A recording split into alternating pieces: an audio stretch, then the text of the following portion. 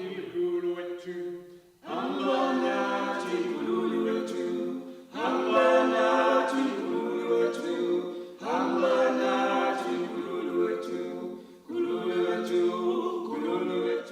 hi everyone. Welcome to another edition of RUC People, and today I'm delighted to be joined by Andrea Harrison, all the way from Norway. So welcome, Andrea. Great to have you with us.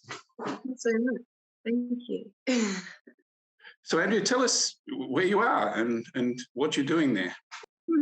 So I'm in Tromso in northern Norway, right in the Arctic Circle. And I'm here to study my master's in theoretical linguistics. So I've just moved here. Big adventure. Yeah. It's a very big adventure. Can you tell us, how you ended up deciding to do this course? What's been the motivation and the thinking behind all of that? A big part is free tuition, so I don't have to pay. But for real, I wanted to do a taught master's where I have coursework and stuff, and South Africa only offers research masters in my field. And I didn't feel ready to write a full thesis yet. I still feel like I have a lot of coursework that needs to be done before that. And so I was looking into all kinds of overseas options and applied to places in the US, Canada, and general Europe. And Tromso, the Arctic University of Tromso, which is the university I'm going to, has a particularly strong linguistics department, theoretical linguistics. And one of my lecturers from Rhodes University, which is where I was for honors, went here in 1999. And so he sort of knows the people, and we looked through a lot of options together, and it's still a very, very strong department, especially for syntax.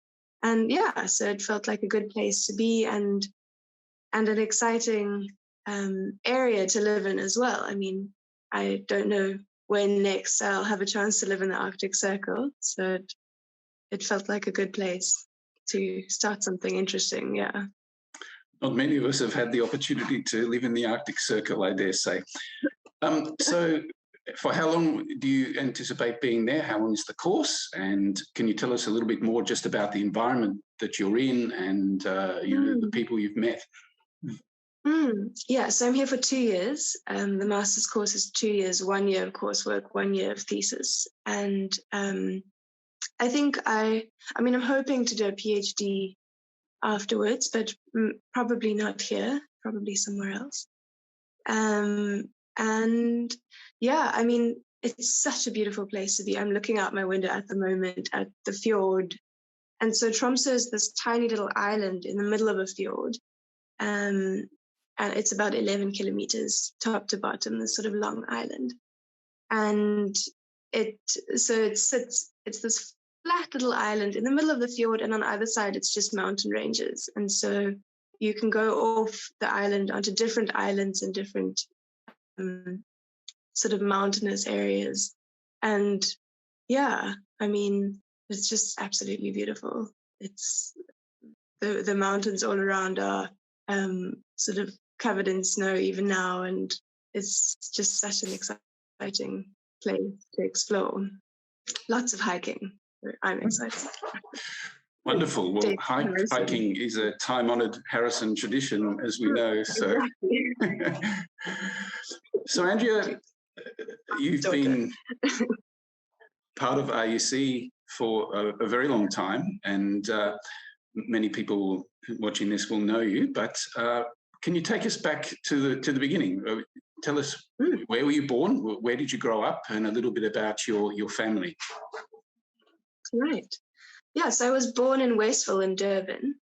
My mum's parents lived in Westville for a long time, and so I was born there. And then when I was 3 months old, we moved to San Francisco, and my dad was studying a master's in public policy at UC Berkeley, and so we lived there for 2 years.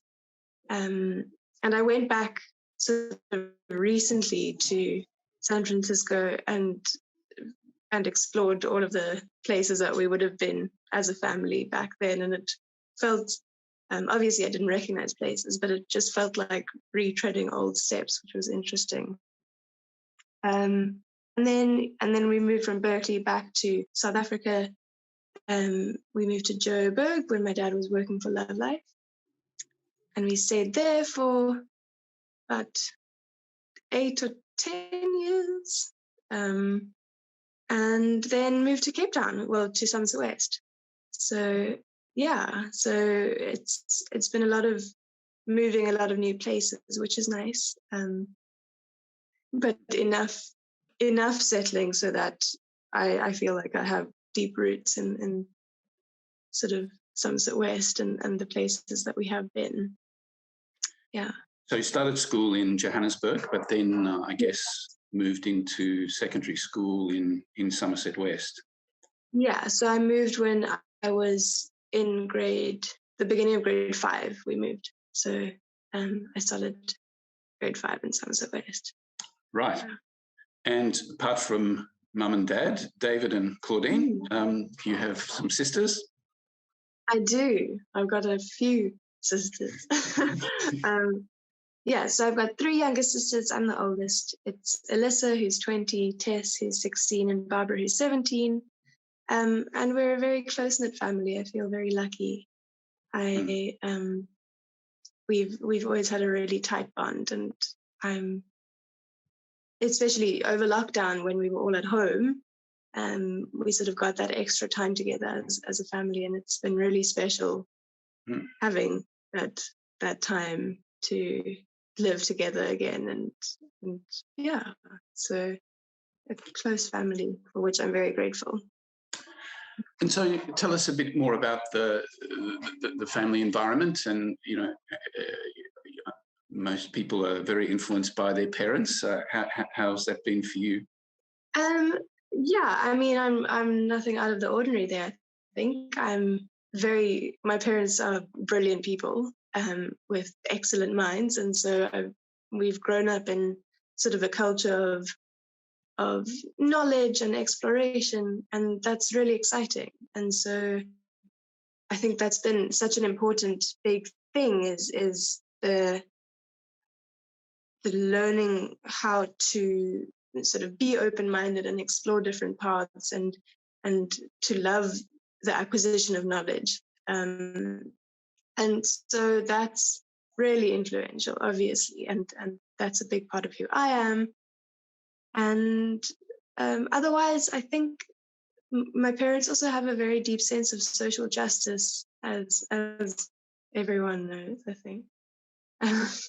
And that's been important, really important too, in deciding what kind of career would be fulfilling, not only for me as an individual, but also for me in a community.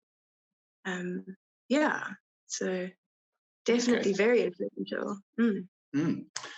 So, I mean, growing up as you went through school, I mean, how was that for you? How were your school years? Were you what kind of child were you at school? I mean, were they happy years for you? I was very much a Hermione Granger, over enthusiastic, very academic.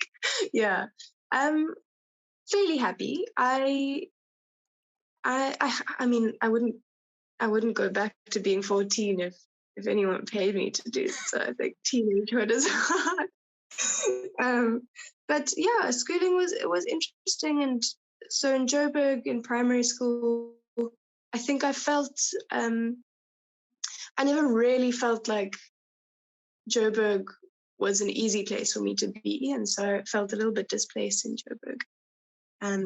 And then moving to Somerset West, I clicked with more people. I found things that worked for me and that were interesting, and that was good. So I the latter part of primary school was good and important and exciting. After we moved to Somerset West, and then high school, I've always been someone who's just overly involved in things, so it was kind of chaos in terms of extramural activities. But yeah, I think that high school is never easy when you're navigating who you are as a person. And that's when I really started to feel like the constrictions of Somerset West and sort of the sort of community, the containment of certain community values in Somerset West. So Somerset West is pretty conservative, and a really strong sort of occasionally fundamentalist mentality, and that was very uncomfortable for me. And I found myself in a friend group with very devout Baptist students, which is, of course, it's, you know, anyone's prerogative, but that wasn't really what worked for me at the time. And I ended up becoming like heavily involved in the Baptist church, where I was there 3 times a week in cell groups on Tuesdays, running the primary school, like Friday evening church activities, and then staying for the older church activities on a Friday night. So I was there a lot. And I think a lot of at a time when I was exploring like feminism and socialism and those kind of ideological things, it was very much in conflict with what I was hearing and what I was being taught at the Baptist church. And so that's been quite a central conflict for me in unlearning a lot of different sort of ways of thinking that I don't believe, but are sort of habitual, right? Yeah, but otherwise high school was a good time, I think. I got fairly involved in drama, and so really discovered that theatre was one of the things I loved doing. And so that was exciting. And sort of figured out that I wanted to do humanities, and I had a brilliant history teacher and A-levels English teacher, and that really, really ignited my desire to be in the humanities and working on that kind of interesting stuff. Yeah. Okay, and so, I mean, I guess go through high school, you had to start thinking, well, what happens after high school? And often smiled to myself, Andrea, with your love of humanities and the arts, but you've got 2 parents who are both doctors, you know, obviously trained in a very science mode. Was there any leanings towards that, or were you able to sort of follow your heart and your dreams and say, you know, I want to, you know, pursue the humanities path, which is obviously very broad, and I guess over time you had to focus that a bit. I mean, how was that journey for you? So I've been very lucky in the way that my parents have let us decide on our own paths. We had a brief conflict in high school about having to take science. So my parents felt that it was really important that I do physical science, and I felt that it was not. But anyway, that was our brief moment of tension. And then, I mean, at the end of the day, they feel how important humanities are, and they're very, very much sort of pro-arts people. And so it wasn't a conflict of where I wanted to go, but rather a conflict of in terms of the science debate. I remember many occasions, Andrea, watching at you know, RUC events with performing music with your mum and drama with your dad. So there was plenty of parental support for the arts, I think. Absolutely. Yeah, and I mean, they both really, really see arts as something that's really integral to community and personhood, right? And so the idea was that they wanted as many doors open for me as possible, and then I could be empowered to choose the door that I wanted to go through, right? Yeah, and so I sort of have come to love the sciences in a different way during university, which has been nice. And I think at the beginning of university, I wouldn't have considered a science degree at all. But now that I'm here and I'm doing a discipline that's very much on the border of science and humanities, obviously, you've got to start thinking about these things as malleable borders, or permeable borders rather. And so linguistics sort of sits right in the middle of humanities and science, and it's exciting to have both of those parts available to me. And so I sort of have come to love science in a different way. But in terms of choosing what I would like to do, I was tired of academic work by the end of matric, and I said, I want to go join a circus. This is what I want to do.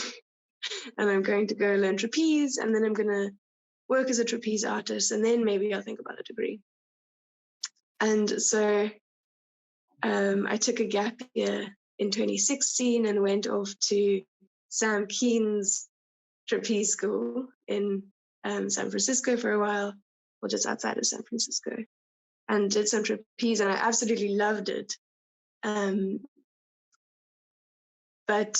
at that time, I was also very, very passionate about going into theatre and drama, and so I felt that going into one of those things immediately was really important.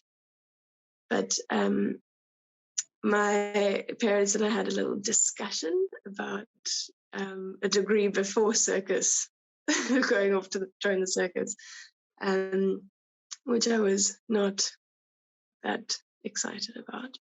But once I got there, I realized sort of how fulfilling it is to really be putting your mind to work in interesting ways, and how and so I took some really wonderful subjects, and I intended to major in drama and psychology, and then go off and do theatre. But in first year, I started taking English literature as an elective, and absolutely fell in love with that, and so swapped my majors to drama and English. And then in second year, discovered linguistics, and that was just almost instantaneous for me about, this is really what I want to do. This is where I could work for my whole life. And where were you studying? Yeah. UCT, sorry. Yeah, studying at UCT for my undergrad. Yeah. Okay, and you left home by then? You were living in private digs or residence? Yeah, I was living in res for first year, and then a private digs for second and third year. Yeah. Okay, so this light bulb moment with linguistics, can you tell us a little bit more about that, and what, unpack what the linguistics is all about?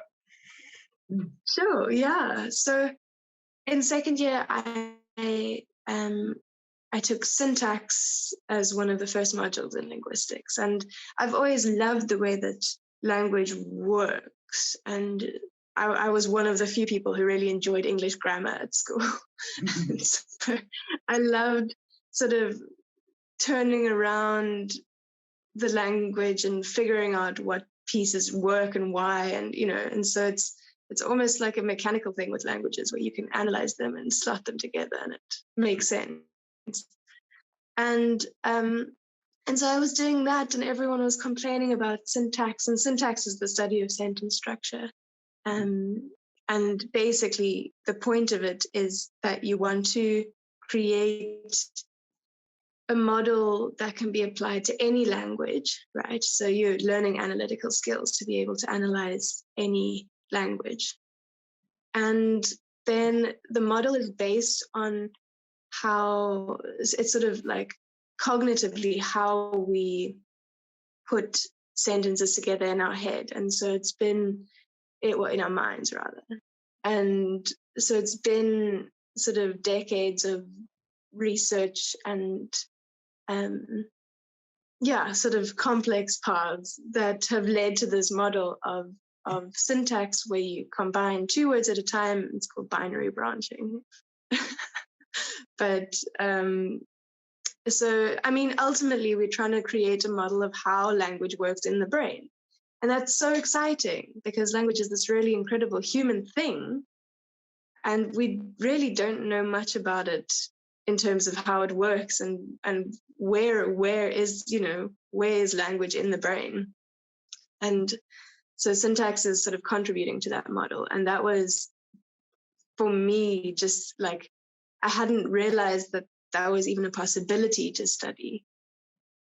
And having that, and being able to say, I actually understand why this thing in language happens, and how, like the processes of the mind that are bringing language into being, which is so exciting to me. And so that was that light bulb moment. Yeah. And you've run with that. It wasn't just a moment. It's been the beginning of a journey, and that's taken you to Norway, where you are now. But can you take us along that journey a little bit?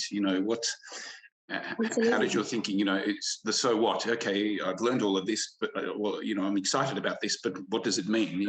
Where do I take it? Absolutely.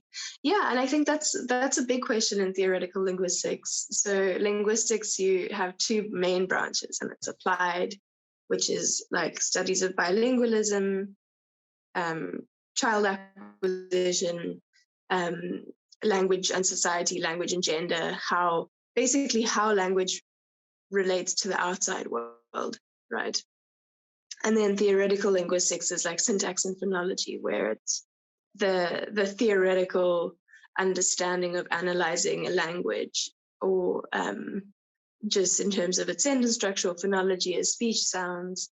And so I sort of did both of those branches in undergrad, and figured out that I'm, as much as sociolinguistics is interesting, and how language relates to society is really important and fascinating, that wasn't really where my heart lies in terms of research.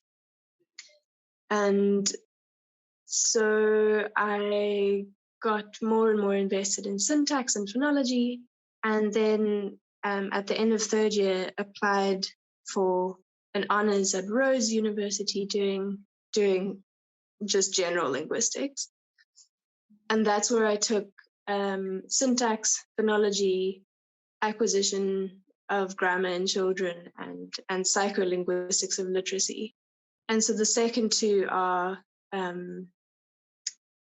little bit more on the applied side, but really, really fascinating intersections between sort of the expression of language in the outside world, and then the internal language, what's going on in a child's mind when they are learning grammar.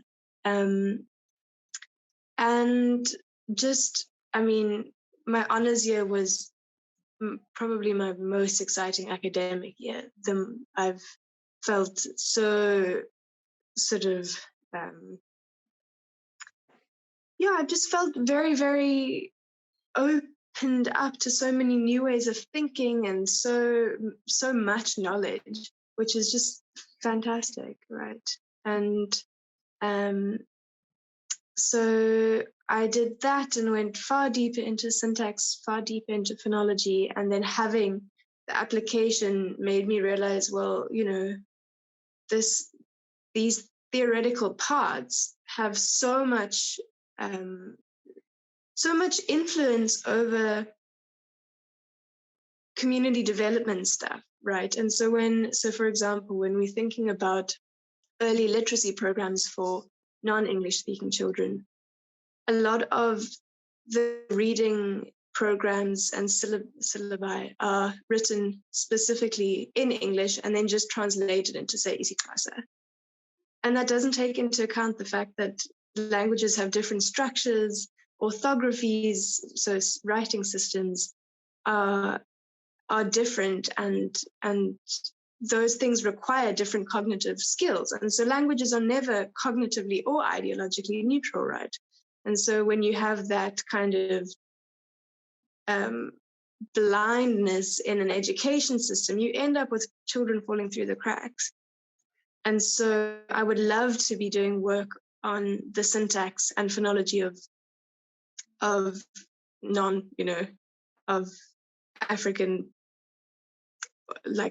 African languages like isiXhosa, isiZulu, and applying that to a more useful pedagogical system.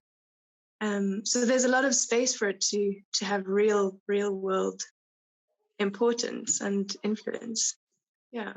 Could be very exciting work for South Africa with reading, right, comprehension issues for people learning not in their mother tongue, etc. And how do we, the whole debate around African languages in education is very important. So, wow. So do you feel like you're going to be able to progress this journey, obviously where you are in Norway, in a much more, a non-South African context, but a very international community, I gather? Yes. So I think what's going to be important here is sort of acquiring the skills of analysis that will enable me to come back and be a really useful linguist in the South African context. And I definitely feel like my work is situated in South Africa. I will come back, I promise.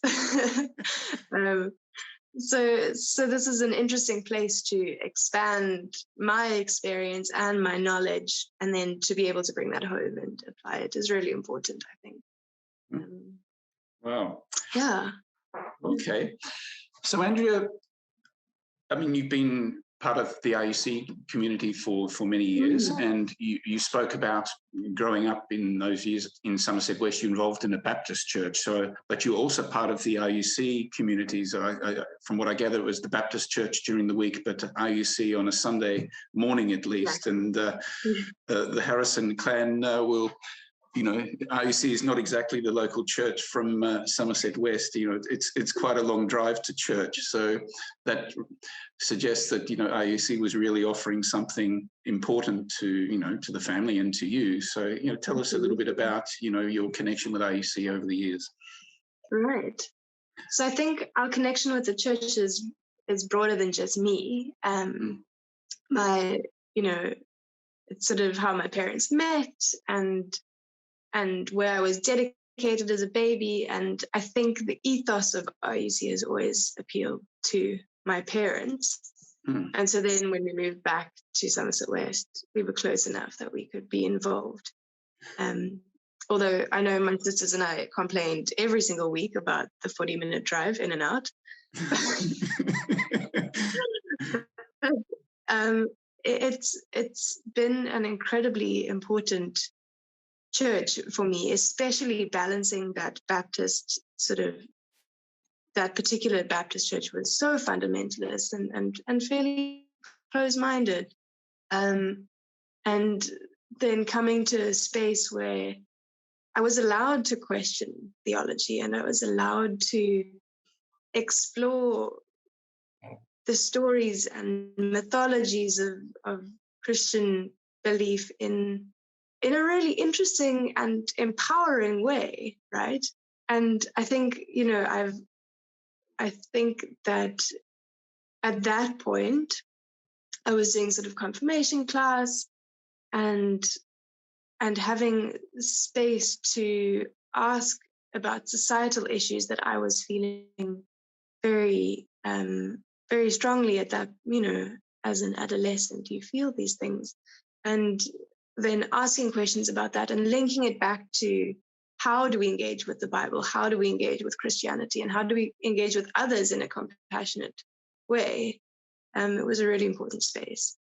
And I also have really appreciated not only the ethos of inclusion, which goes almost without saying for RUC, this incredible ethos of inclusion and compassion, but also just as an academic, I guess, the poetic and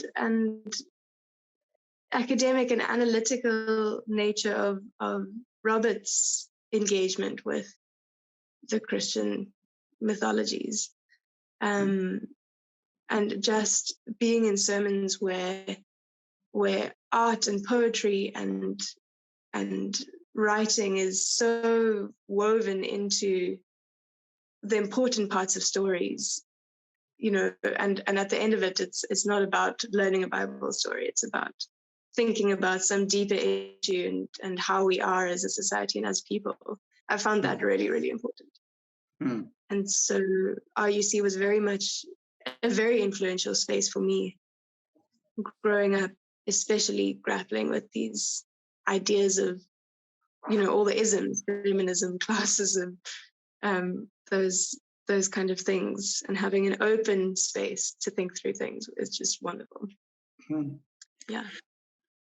And so, Andrea, you have a passion for linguistics and for learning, but what else do you love to do? Who is Andrea when she's not in her books? So again, classic Harrison child. I do love hiking. I love being outside and exploring.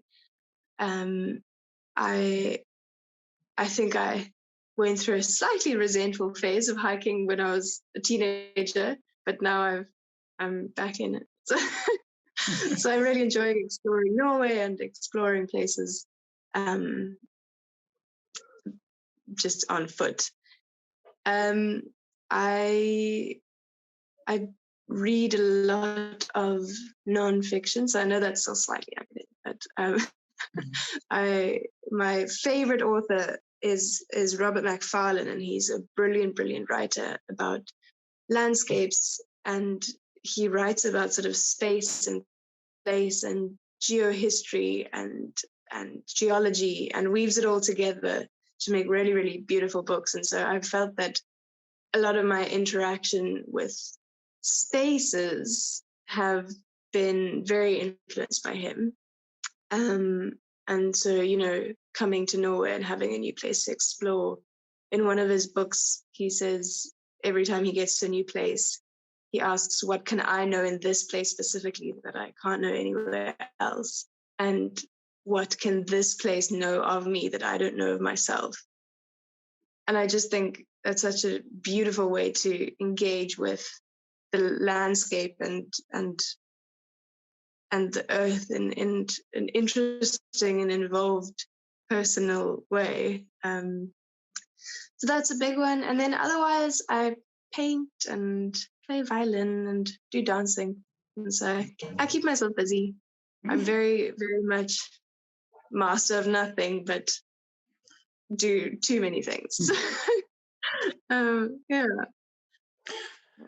Andrea, one episode I sort of didn't ask you about was the whole fees must fall period. You were at UCT when I think that was really coming alive. I mean, how was that experience for you? So I was there in the last 2 years of Fees Must Fall, 2017 and 2018. 2017 was particularly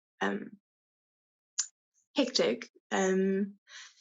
It was a complex time to be at UCT, I think, and I feel that a lot of the issues that the students were raising were really important and really cut deeply into sort of the heart of this structural inequality in South Africa. And so I was fairly involved in Fees Must Fall, but not in, well, actually, I'll expand on that in a bit. But I think that my concern with it was that the universities have not so much control over sort of the really deeply structural problems in South African society. And so, and then I think my priorities were also slightly different to what people were asking for. And so, one of the big demands of Fees Must Fall is free tuition for tertiary education. And like in South African society, I don't feel that that's right. And I felt like that because it's inherently an elitist ask, right? And if we don't have free pre-primary education or primary education, you're leaving out chunks of the population.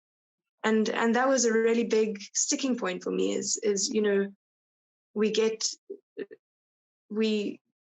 to matric with half of the children that age, and then it's this elite section that go to university, and for them to start receiving free tuition, it's almost akin to like trickle down economics, and we just know that doesn't work, and we have to be building from the base up with free and good quality pre-primary and primary education. So that was a big sticking point for me.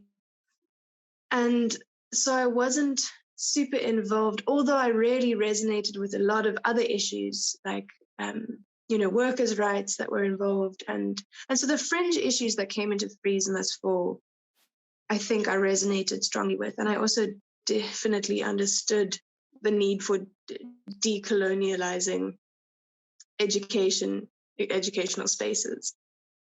But I mainly got involved because of sort of the police responses to student demonstration.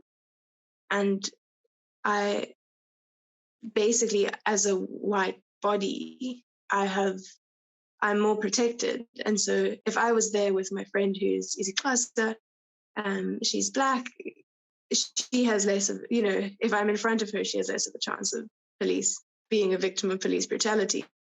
And that was kind of the nasty side of, that police, the police responses were really difficult. But to be part of a demonstration that you're not 100% ideologically involved in, but you're there just because as a body you are a protective force, it's a strange dynamic.